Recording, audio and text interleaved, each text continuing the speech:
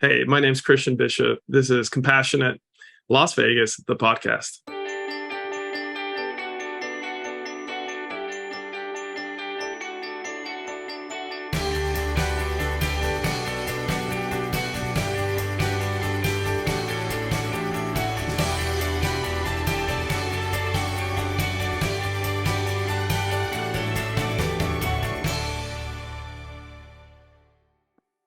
Welcome to Compassionate Las Vegas, the podcast. I'm your host, Will Rucker, and thank you for joining us for our fourth season. We've had such amazing conversations, and today will certainly be no exception. Joining the podcast for the first time is Christian Bishop, and we're going to get to know him together. So really excited about this conversation. And Christian, really excited to speak with you today. Welcome to the podcast. Will, so glad to be here with you today. Thanks for having me. Been a fan, enjoying your content. Glad to chat with you today. Well, so appreciate that. And I first encountered you on a NAACP, or I'm sorry, NAACP, we're using the proper way, phone call. We had our annual meeting and you were there, brand new, introducing yourself, just vibrant, just ready to be part of a community. And I really admired that. And then next thing I know, like you reached out and I was like, oh, this is perfect because I was planning to reach out. So, so glad to make that connection. My first question for you is the hardest of our podcast.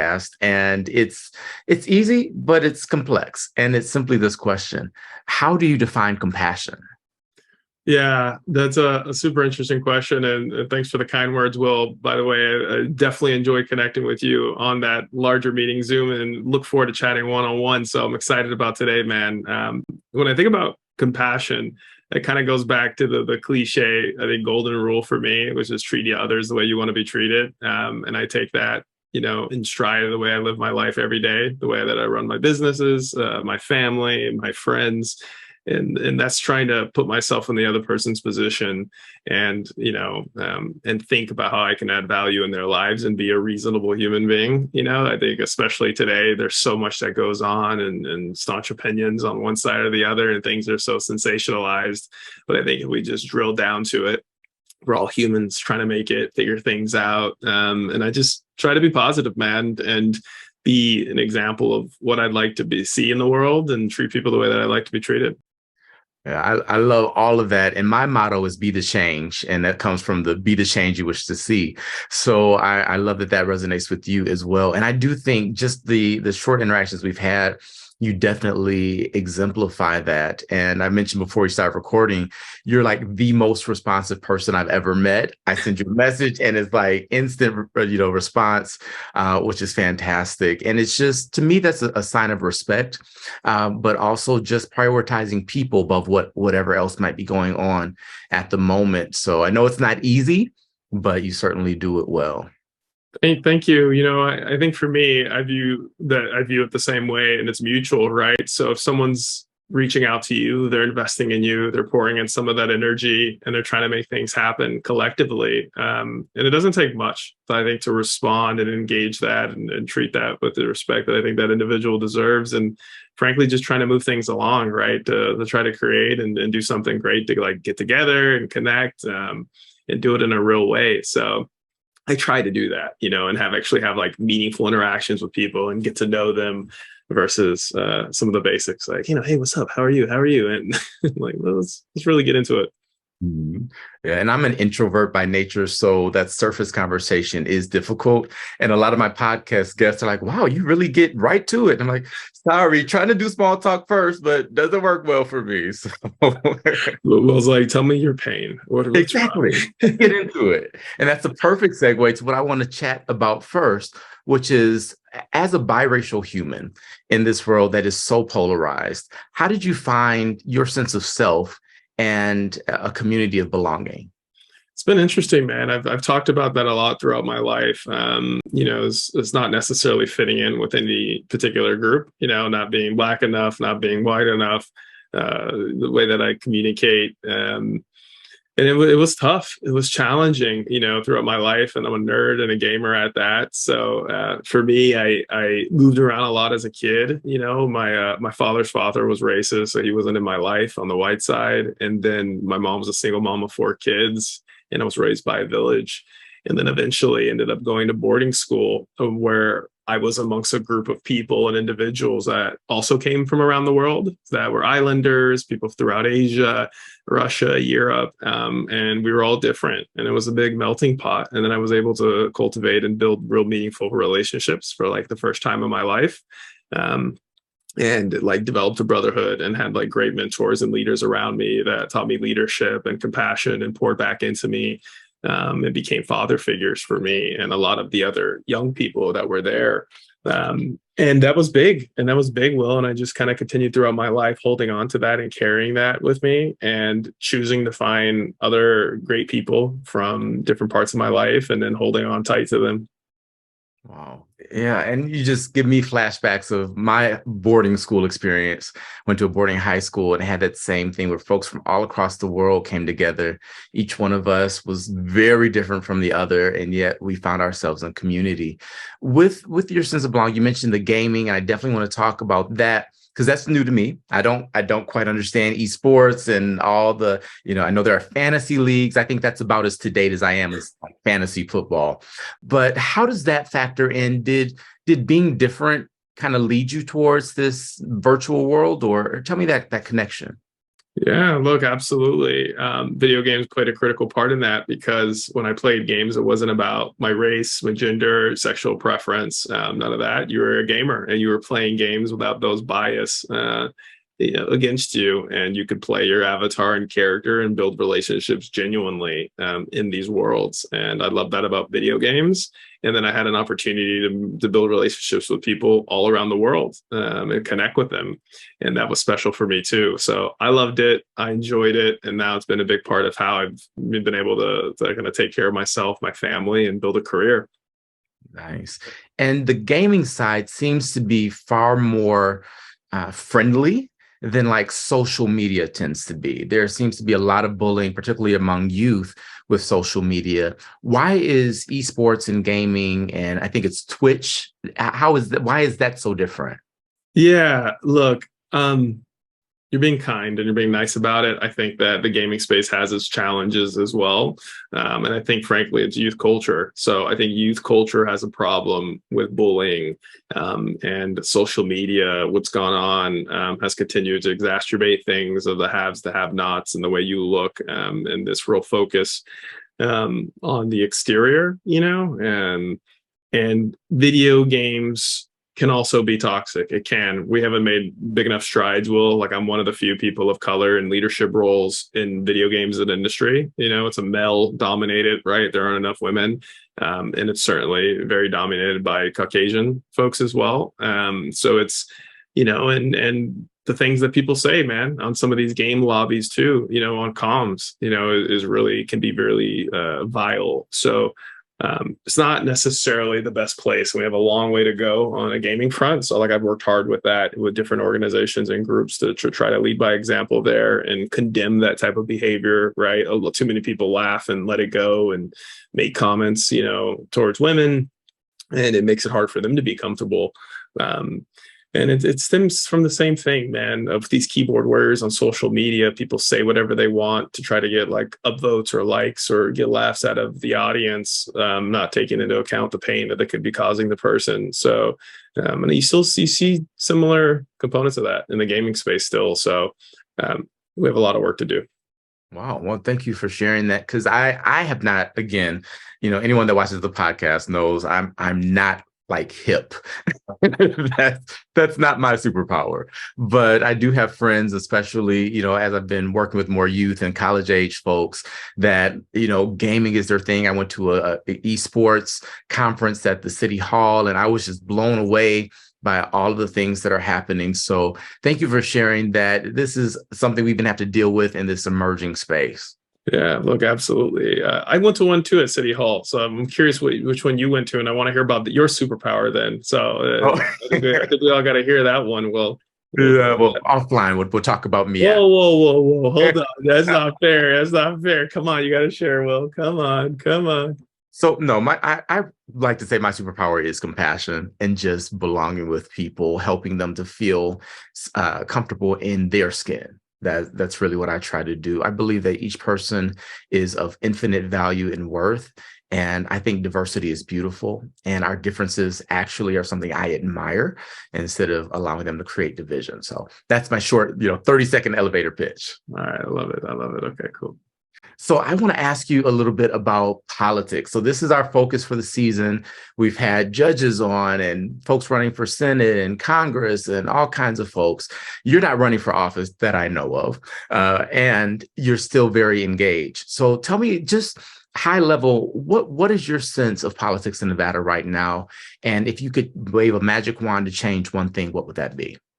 Yeah, that's a big question. I think I'm still working through the collective process to get a better sense myself. And that's why you see me getting involved. I've been outdoor knocking, supporting different assembly folk, people running for Senate, getting to know people on our, leadership side of things across the state, not only just in Vegas, and listening to also other people who live here, raising their families about their concerns. So like participating in panels and in different groups and chats on the business side, meeting with principals and people from the school board and different groups to just try to understand better, because I moved here 4 years ago. So before the pandemic, I came from LA, like a lot of folks, and it still is new for me. And the world now coming back and waking up, it's changing and it's different, especially now with the landscape and what's going on with the economy. Like things are still really, up in the air. We'll see how things go the next 12 months.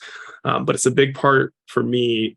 A lot of what I care about, and you talk about compassion, is also like truly getting involved and doing something about it, right? It's like, I try to act with purpose, right? So like when it comes to like even engaging with you and responding and like and communicating like quickly, it's like for purpose, like showing up and being here today with you and chatting. It's for purpose and getting involved and in my community, and not just talk about things that bother me, but like be about it, right? Like let's get involved if that's the case, especially for people of color, right? Like it's just it's something that I think is really important. We don't see enough of, and I'm trying to walk the talk and get involved, support candidates that I think deserve to be supported, and learn as much as possible and try to find a way to add value. That's the big one for me. So I think, if we can continue to work collectively to bring people together, uplift one another, that have compassion and positive energy, and I believe that it can amplify and that it can spread. And the same goes with hate and dividing. So, I would love to see more of the latter. Yeah, I hear every word of that. Absolutely. Was there a moment or a particular event that really caused you to step into action? Because it's one thing, as you mentioned, to notice an issue, to say, oh, something should be done. And it's something entirely different to actually put yourself out there to make a difference. So was there a moment for you that caused you to step into action? Yeah, I think it's been a long time coming for me, frankly, of just growing up, of just dealing with the frustrations that I've dealt with personally in my life. Things that I think should there's been less diversity, I think less perspective on other people's lives and the challenges that they go through. And that lack of perspective, I think, impacts a lot of policy making and decision making in a really big way, right? Of people's lives and young people. And I've seen it, and from all the way from the West Coast all the way to East Coast, where I have family in Florida. So for me, it's been something where I've always had in my mind, I want to contribute and I want to get involved and find a way to make an impact. And then just going through the past years that we've had, right? It's been traumatic for everybody. And, the pandemic has been brutal and rough, supply chain issues, through the last election, and just, the divide and what we've seen that's gone down. And I've got friends in Ukraine, right? That I know. I visited Kyiv. I was there, years ago before things really got rolling. And I was in that city. And then like even now seeing what's happening there, and like my friends that are disrupted, you feel how real things can really be, right? We're pretty protected here and isolated in our bubbles, but it's serious, man. A lot of these decisions and things that are getting done. So, as I've matured as an adult and been in a better place with my career, it's really gotten to the place where I feel like, okay, now you're ready, Christian, where you can try to really make an impact here in your life in a big way. So it's kind of feels like now's the time. Yeah. So it's been a lifelong journey for you to this space. Yeah, and I got to be worthy, worthy to kind of really be involved and try to help. Like I've sat on boards and stuff as well throughout like my 20s and things like that, and contributed and worked on different campaigns. Um, and now I'm just at a different stage of my life where I feel like I can give even more value. Mm. And you used the big word, worthy. What does that mean to you? Yeah, so there's been a lot of self, I think, development, reflection that's gone on through my journey as a young man, especially someone that didn't necessarily fit in. And with that, and coming not feeling like, you're good enough, right? When not my dad's side not being in my life. And it puts a lot of internally within me. And almost goes so far to have the internal racism discussion, right? And think that you're not good enough, right? And start to think through that. So you want to be a people pleaser. And that can be painful and going through that route, right? And not feeling good enough. So having to work through, I think, that process of development and comfort within myself to be in a good place, as well as with my education, to be able to feel like, okay, you've got a good understanding of how different things work, in different industries and business and whatnot, on the mentorship front and as a leader, as well, just kind of giving back and contributing as well as to others. Before you lead, you need to be able to follow. So I've had to go through my path of following and putting in the work. And it's all collectively, led up to these moments where I think I'm in a better place. Mm. So some people listening to this would likely not imagine that someone like you could have any sense of insecurity or lack of self-worth or have to do any development or self-talk to feel stable. Can you share a little bit more about that? Yeah, as a part of I think as a part of my ambition, pretty ambitious and driven to try to be great and live up to my potential. Um, Comes with that being very critical of oneself, right? And holding yourself accountable. And it's a fine line to make sure that that's healthy. And you can do that and continue to push. So like even me now, in my 30s, I've really have embraced this new movement within myself of looking at the back half of my life and being like, I don't want to have regrets, like when I'm an old man and my dying days of being like, you should have went for more, Christian. Like you didn't push and live up to your potential. So like I've been, I went back and now I'm a 1L in law school. It was one of my goals to go finish up that, because it was something I didn't do in my 20s and I couldn't get it under control. So like I sold my last company in December and had my first exit, got this director role at Amazon and Twitch. And I was like, look, let's put in the work to study for the LSAT. Amongst of everything else I have going on, did well. My first scholarship ever, 40% off, and got into law school. And a lot of that is driven by the fact of not wanting to have regrets and pursue these dreams and these things that I wanted to do to live up to my potential, and frankly, be better informed as well, and be better prepared for challenges that may come to me in the future. So it's this interesting kind of motivator and thing that holds me accountable as well. And I try to make sure that it stays healthy. But it's an interesting double-edged sword sometimes. Yeah, we definitely need 2 hours because you just mentioned law school. You just exited a business. Like there are so many different facets. And then you also just, and correct me if I'm mislabeling this, but you just started a new business here as well, right? Yeah, I did. So we just launched a health and wellness company. So like I'm a serial entrepreneur. I don't know what's wrong with me, but I actually met my partners at my MBA program at UNLV. So wrapping that up, and I got connected with some of my doctors, and we decided to start this health and wellness business because I've been a customer of these IV therapy sessions for years, because I'm always looking for ways to feel better and get more out of myself and more out of my day. So if I'm feeling sick, nurses come over, they'll hydrate, provide vitamin C, maybe B12, aminos, whatever you need, whatever's lacking. And it's helped me a lot to kind of stay at my best because of how much I have going on, where like losing a day or two and not feeling optimal has meaningful, cost for me. So was a customer and decided to roll it out. And yeah, we got 40 nurses and we had a great launch event and partnerships developing with, clubs like Dre's and different gyms. And, we're servicing the Valley.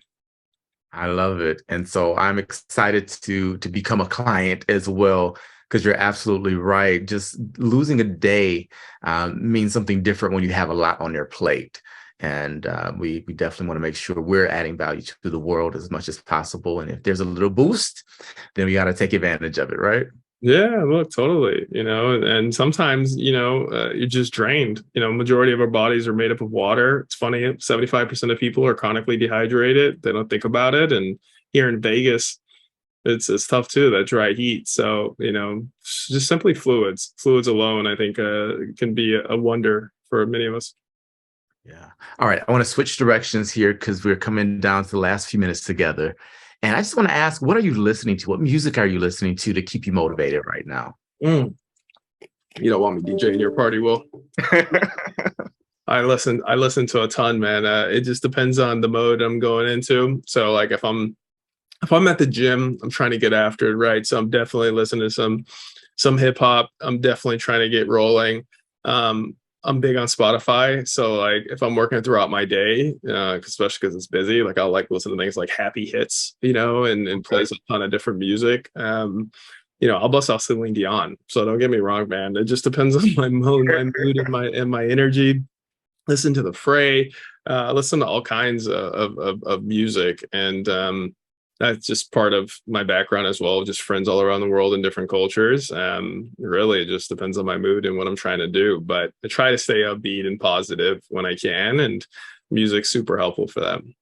I love it. Love it. And I always put on a song. It's a different song every time. I can't say I have like a podcast prep song, but that's what I do. The 5 minutes before I log in, I put on something and just get that music in me. And I grew up doing music, so it's a part of my DNA, but it makes a difference for sure. All right. Your number one recommended book, if you could make everyone read one thing, what would that be?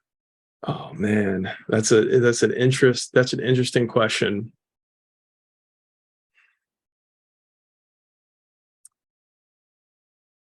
Probably go with Man Thinketh Becometh. I think that's pretty important. And there's a book by Peter Thiel that you can check out. And I'm pretty big on mindset and what you choose to set your mind on, and energy, and the way that you choose to focus, and the things that you prioritize and allow to dominate your headspace. Hopefully not live rent free up here, will be a big part of determining your life and trajectory and the path that you go. So I'm pretty big on thinking through that experience and process, and that means staying positive. And some things are outside of our controls, and letting go of that.